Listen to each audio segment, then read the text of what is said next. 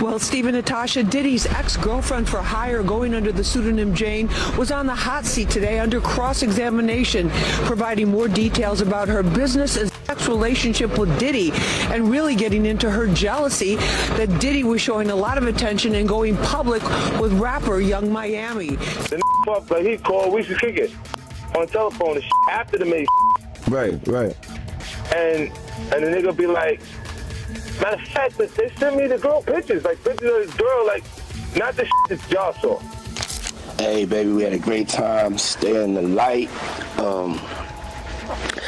It's all good. Get your rest. You are the crack pipe.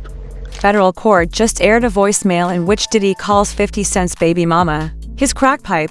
Now, 50 is going viral online, entangling the two in a public dispute that is totally turning this case upside down. The depth of this love triangle and its connection to sex trafficking allegations, freak-off parties, and custody threats for a child caught in the midst were all unexpected. Yes, 50's response is as savage, demonic, and demeaning as you might expect. But this is a federal dispute that began with a voicemail rather than rumors. While 50 Cent generated receipts, Instagram posts, parodies, and private revenge that started with a casting decision in BMF, Diddy remained silent. There was evidence played loudly in a federal courtroom, not merely a private conversation that was surreptitiously recorded. Hey, baby, we had a great time. Stay in the light.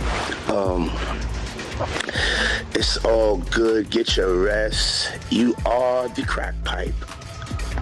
That's my new name for you, crack pipe. Or should I call you CP?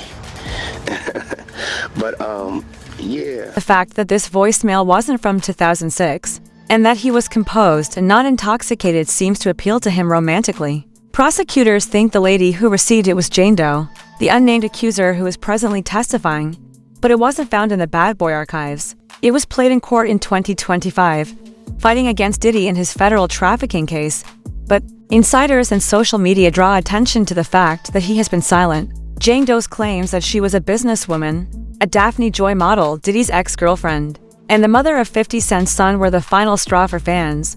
And they spent 5 days in a hotel room. Said they had dinner on the balcony, they went all the way, and she let him know that she had a child with someone that he knew. This person did not get along with Diddy, but he said that he didn't mind. Hearing that revelation wasn't even the worst part of the court recording, because we all know that 50 Cent and Diddy were deeply involved. I want you to stay in the light. You know what I'm saying? We had a very, very good time together.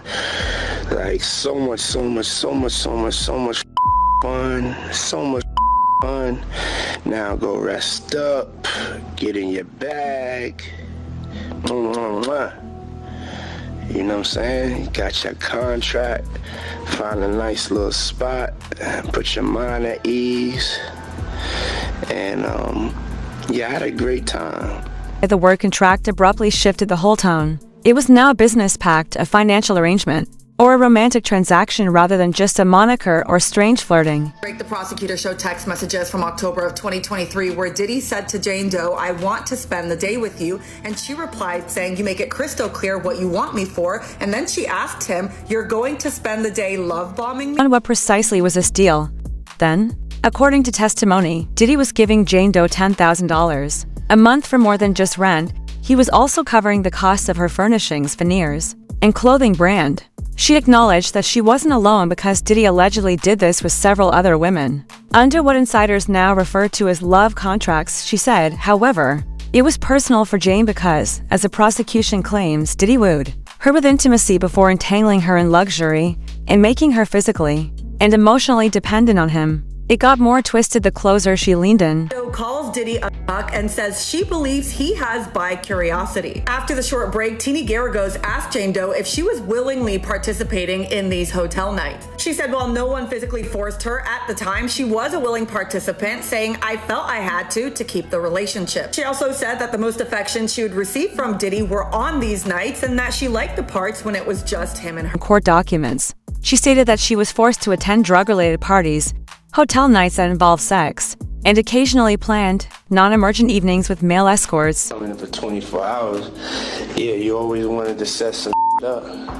So now you got the opportunity. So set some up for tomorrow night. That last vision we had, that was Dawn and ATL. See you put it together, baby. Diddy allegedly texted her, saying, "You got me on my job. It will never work like that over here. You need to get on your job," she remarked, making sure she understood exactly what her role was. "You've given me no other option. I'm taking care of you," he declared. "I am trying to be clear. I am going to disappear on you," she said, implying that it was her responsibility to look after him and make sure he was happy. He allegedly warned her once more after a freak off went awry, saying, "Watch the roof over your head with that lovely grin, and if that's still a problem, I don't want to take any action." Despite everything, she remained until the courts forced her to speak if the illusion ever wavered. Jane Doe was directly asked during cross-examination, "You gladly receive designer purses?" Jane's response was, "No. I have trauma, are you?" Aware of what a Bottega bag is, Jero said. Then Jane said, "I'm sure you have one," once more. Garagos posed the same query. "How much does one cost? How much does my body cost?" Jane spat back.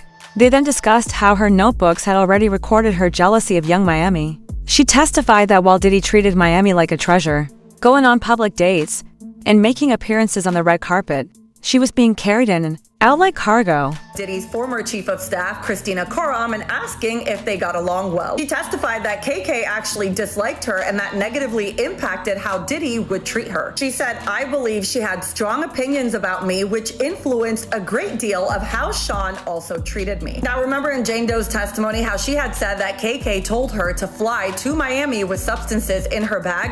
Well, the defense team pulled up a text message saying it's not written in these texts. Well, Jane Doe confirmed that it did happen, but it happened verbally over the phone. This explains why Jane's animosity for young Miami was not only emotional, but also based on legal leverage. Diddy, she claimed, exploited their agreement by accusing her of being manipulative and needy, and she was compelled to endure his nights because he threatened to stop supporting her. If she didn't, at one point, her voice broke as she talked about trying to use makeup to hide bruises from when he allegedly choked her during a fight. She told the court that despite everything, she still longed for Diddy's attention. But she also said that being in his world was like being in a bubble, where nothing felt real, and now everything seemed dreary, in addition to simply inviting her to events. She said Diddy mailed her instructions on what to pack, what to wear, and when to arrive. He allegedly requested that she enlist more people.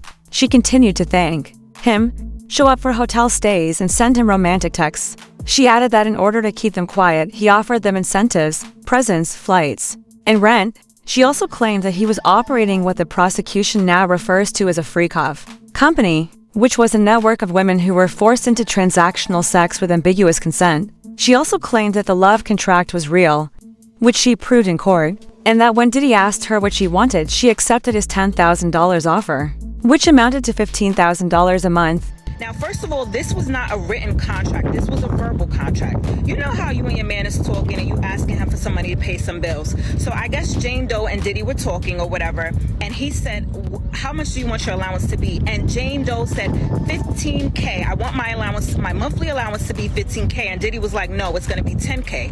So they agreed on 10K. Even if Diddy had helped her launch a fashion line and purchased her furniture, she still had to adopt the lifestyle. She stated in her testimony that she and Diddy agreed to host an all-star night, where their top 3 male performers would perform in a hotel freak show. She emailed him a picture of pink toilet paper that implied she was having a period and then started making excuses after saying she wanted to go.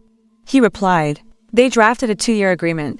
Don't ask for money again. When those texts were read aloud, the court fell silent. So 50 Cent didn't hesitate when this commotion broke out in the courtroom. This is due to the fact that there was a designer bag for every heartbreaking tale, a money transfer for every violent incident, and a suite and a contract for every freak-off night. Therefore, rather than whether Diddy had too much power, the question was whether Jane was a victim or Diddy's favorite toy. He went crazy when he saw the news.